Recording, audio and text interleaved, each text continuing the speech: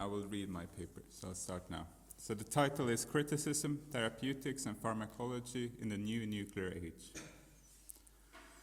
Let me begin with some words about the beginning at the start of this encounter that will concentrate on the words we can pronounce on the present and on the future, on what is, with Lenin's famous formulation, to be done, and equally, we might say cautiously after invoking Lenin, what is to be avoided in this conjecture of political, cultural, and epistemic crisis.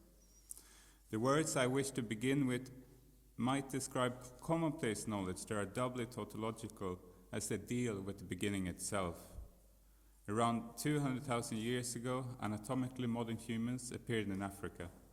50,000 years ago, the Upper Paleolithic Revolution occurred and ushered in what has been called behavioral modernity.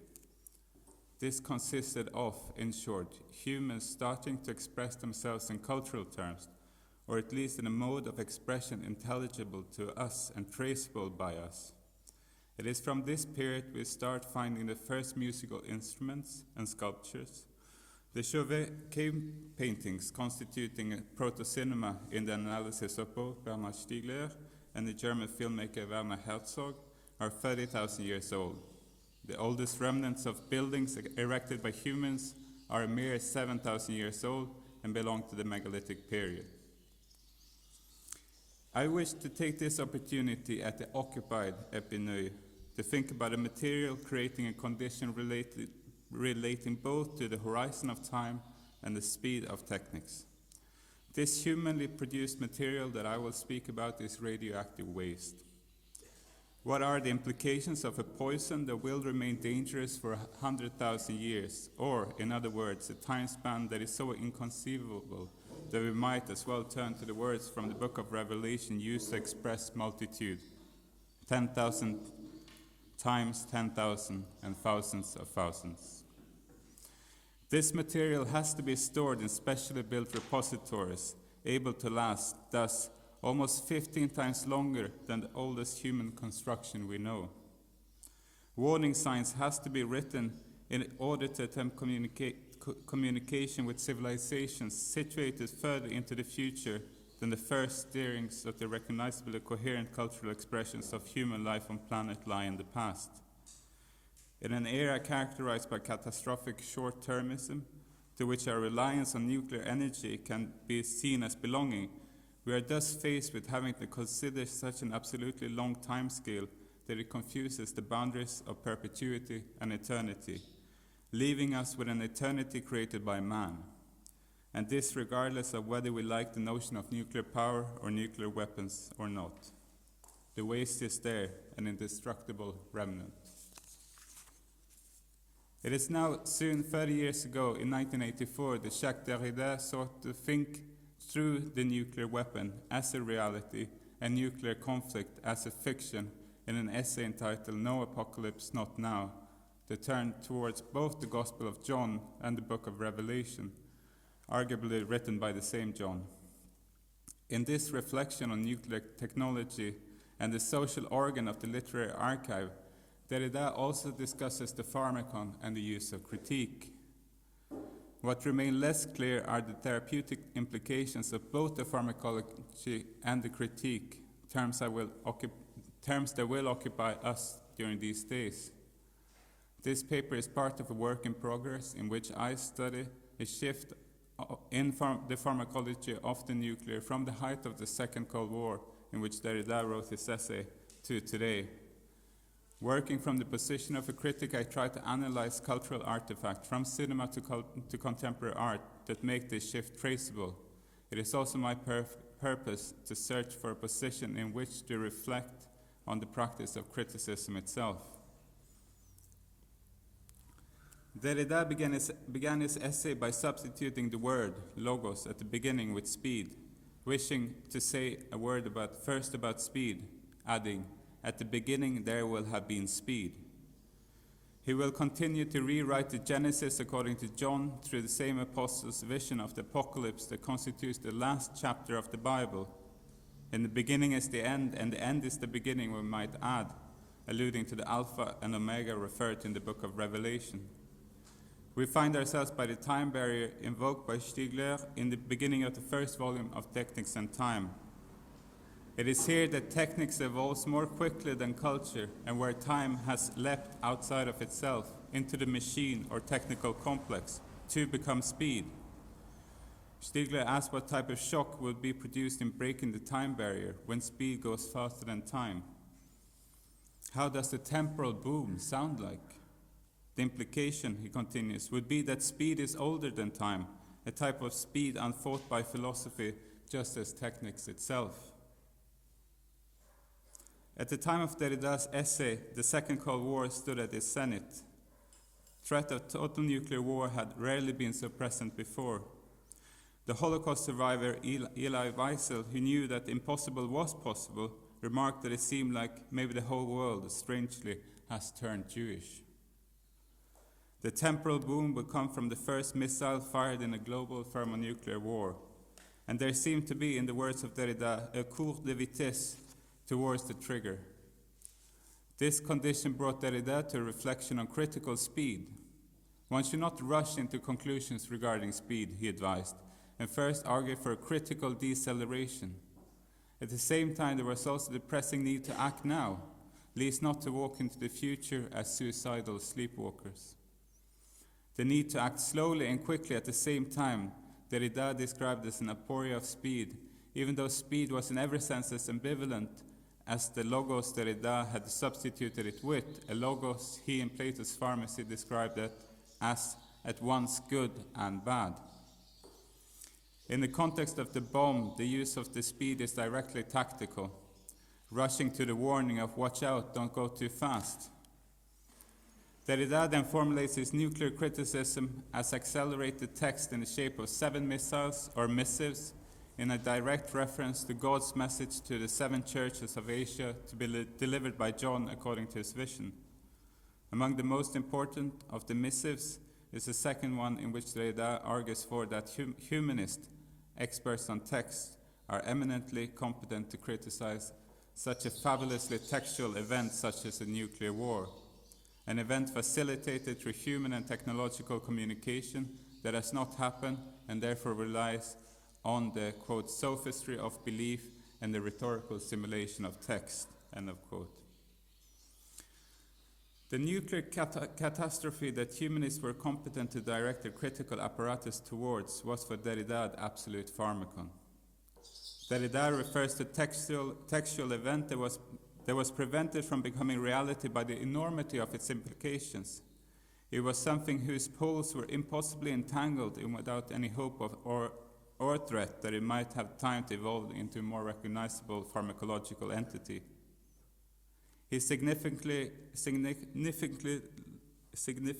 invokes the notion of the absolute later when he states that the nuclear epoch is not an epoch, that is, not the knowledge at the end of history, but instead the epoche of absolute knowledge. This absoluteness, which can maybe more aptly be described as the absolute suspension, is indicative of the critical moment in which Derrida wrote. In a few minutes, a nuclear missile fired from a submarine could hit any major population center. Absoluteness was a position in which categories of reality and fiction seemed to be obliterated by speed traveling faster than time.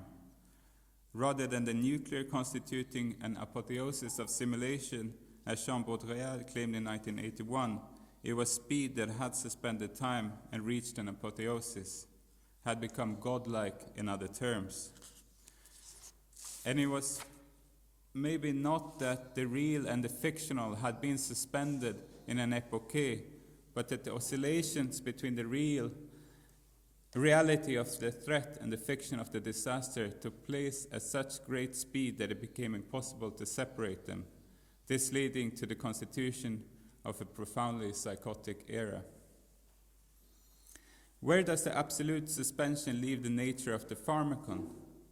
First, we might note that the book of Revelation, just like the Gospel of John, with its Antichrist or beast versus Christ polarity, or its pitting of Babylon against Jerusalem, which is by Derrida, is a quintessentially pharmacological work.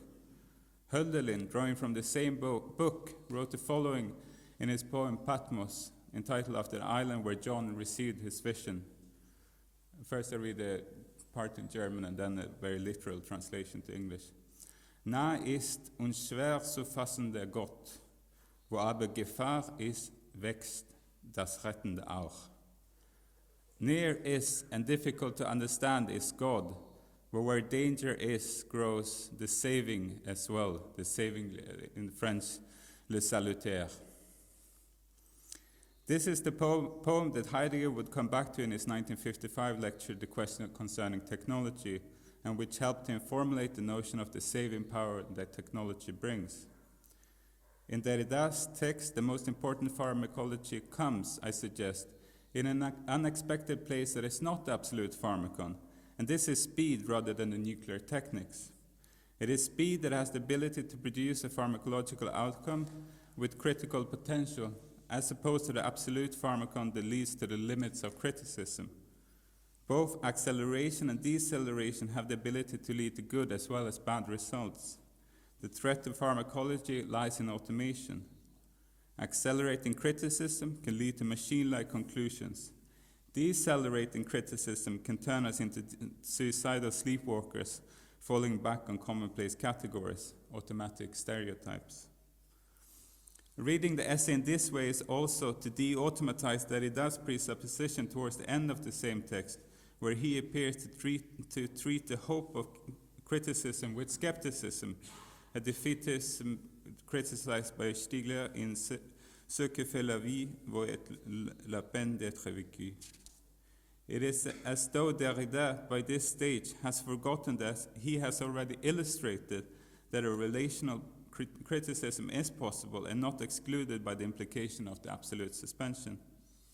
I need not point out that the criticism based on acceleration towards the automation remains vital to this day to counter what in the invitation to this event was called, with another invocation of the Book of Revelation, the Cavaliers de l'Apocalypse that are working through matrices of automation to destroy public power. The nuclear era, dominated by the threat of nuclear annihilation, displayed the most extreme instance of automation to date. This was amply illustrated in the cinema of the time. If philosophy had repressed techniques and made it unfought, popular culture had faced the issue repeatedly. I don't have time here to get into detailed discussion of these films that I'm working with, but it suffices to say that cinema of the nuclear war in the early 1980s was deeply preoccupied with the implication of taking the human out of the loop. Here the machine represents speed and the human time. As long as the human is involved in the decision-making with its human critical faculties, that is not acting as a robot, he or she can decelerate the process that leads to war. The process is rendered automatic when machines can give orders to machines, with the justification that the cours de vitesse makes it too slow to involve humans, or where humans are trained to act mechanically. With the language of Stiegler, we can describe this process as short-circuiting. In Derrida, we can see the short-circuiting at play in the sophistry as opposed to criticism that represent the most crudely opinionated psychagogy, the most vulgar psychology. This means that a failure of criticism is also the failure of education in terms of psychagogy. If we read Derrida with some of the most important films from the period, as well as through Stiegler's project, we can see that criticism, or a critical education, is a matter of therapeutic de-automizing the noetic. It's a matter of therapeutic de-automizing the noetic and the technical. And here I use the word de-automizing rather than deproletarianization to show how it can refer to something that is also a technical process. This critical acceleration should lead to a position that allows for the subsequent deceleration needed in the long circuit of thought. What the popular culture of the period often argued is that an acceleration towards automation with tragic certainty leads to the end or reversal of civilization. The horrifyingly sublime moment is, tellingly, no longer the mushroom cloud, but the moment your own missiles have left the silos, because it is then you know that the enemy will automatically retaliate, and this is the point where social order collapses. The pharmacological moment pointing towards a possible therapeutics in Derrida's text here does rest more in the discussion on speed than in his category of the textual.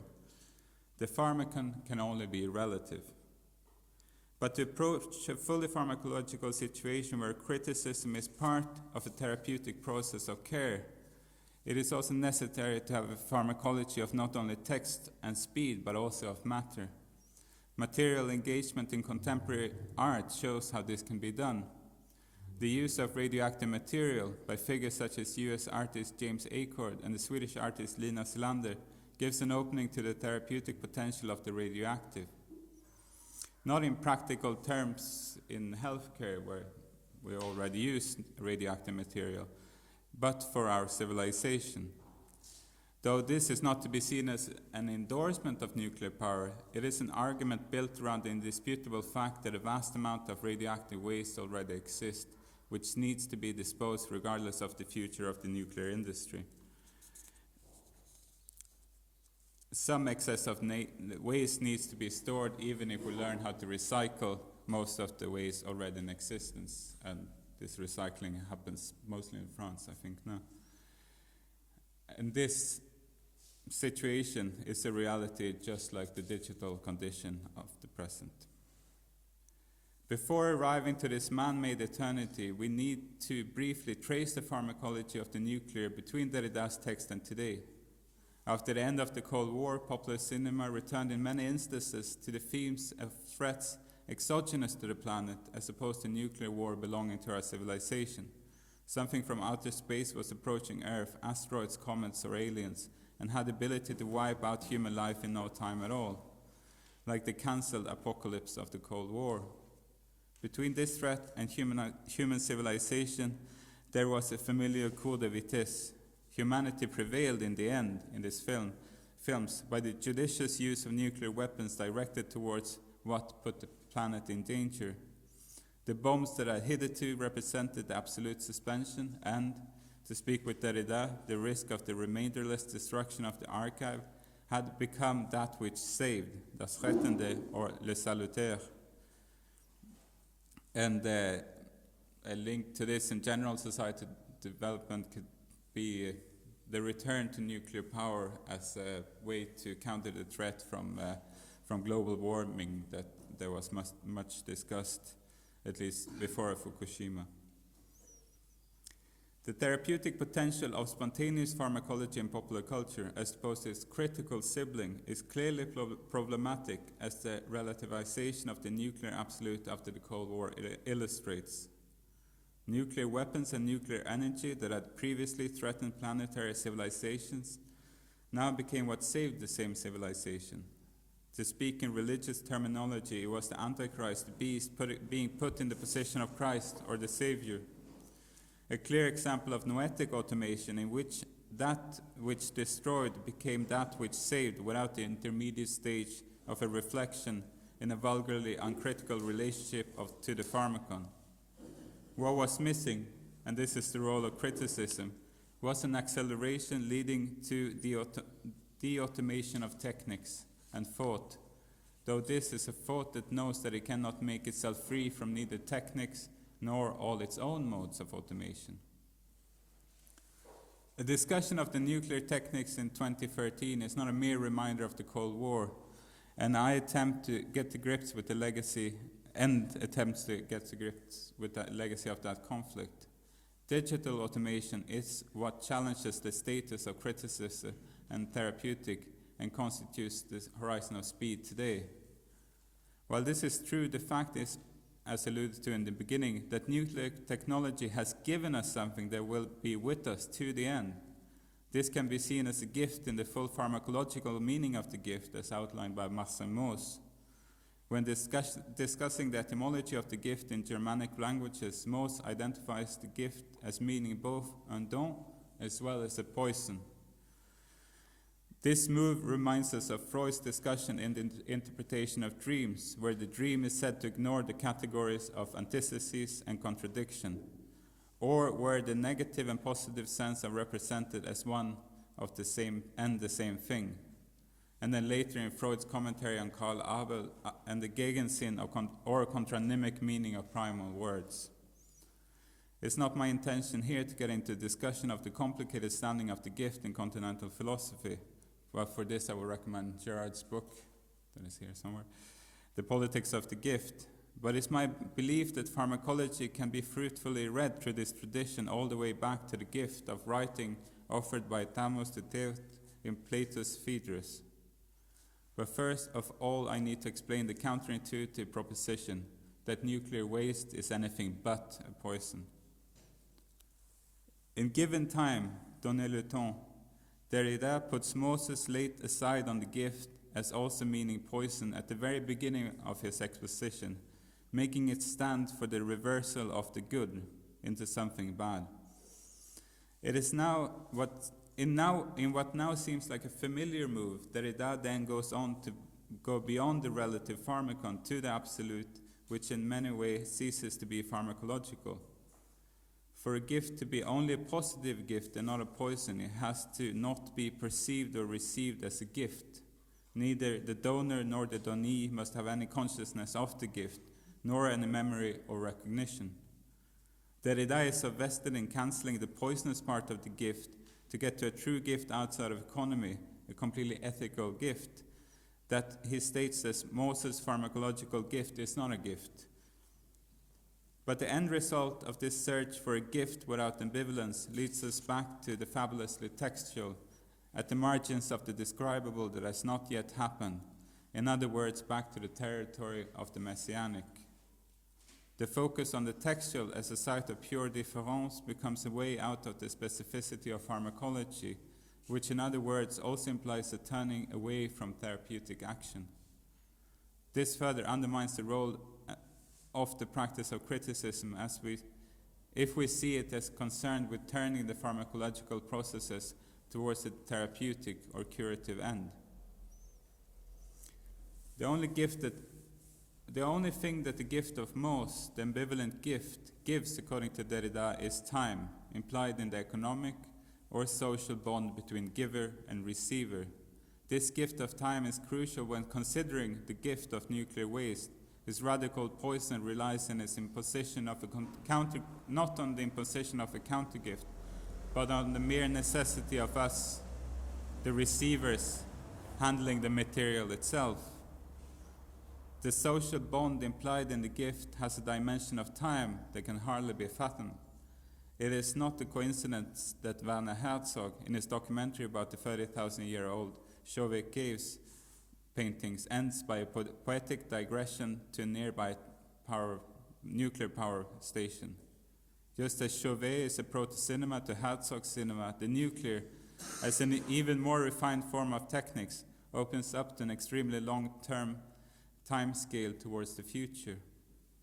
Another documentary, Michael Madsen's Into Eternity from 2010, is shaped partly as an epistolary attempt to communicate with a future civilization that encounters the nuclear trace from ours. The film, centered on the construction of a nuclear repository in the Finnish bedrock, repeatedly returns to the generational bond to the future that the poisonous gift demands. The conceptually most challenging task of the Finnish engineers is to try to devise warning signs that can be understood not only in 1,000 years, but also in 100,000 years. For these to last as long as the nuclear waste and be legible, they are made to look like the card signs we associate with the Upper Paleolithic period of Chauvet. One of the forerunners in thinking pharmacology through radioactive material was the US sculptor James Acord, who also worked on warning signs for radioactive waste repositories. To make these as durable as possible, he used radioactive material in the sculptures themselves.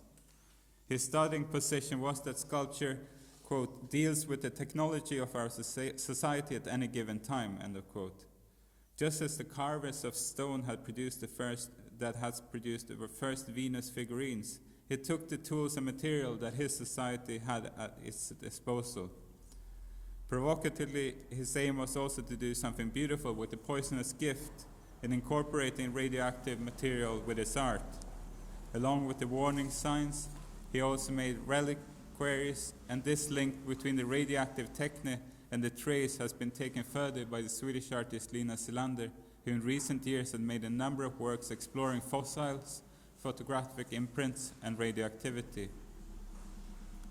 Selander carefully avoids an overtly aesthetic approach to radioactivity. Her works feature visits back to the horror of nuclear sites, such as Chernobyl and Hiroshima, but she does use radioactive material, for example, placed upon photographic paper, bridging the status of the nuclear as a material trace and a trace in our culture of the image. We again return to the notion that man-made radioactive material is there whether we wish it to be or not. Automation via techniques can also express itself as foreclosure, repression, and forgetfulness. The examples of films and art approaching the new nuclear epoch is exactly that, and not an The examples of films and art approaching a new nuclear epoch that is exactly that, an epoch, and not an epoche, constitute critical acceleration towards a de-automation and the re-establishing of a pharmacological situation, even in this most extreme example of a truly poisonous gift. They make us able to think in terms of therapeutics. The social bond implied in the extreme gift of time demands the transmission of generational knowledge that cannot be left to private interests, such as an industry, as the risk then would be of a convenient forgetting.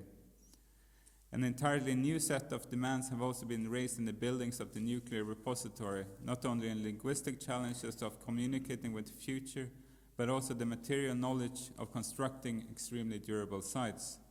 All this is motivated by a sense of responsibility.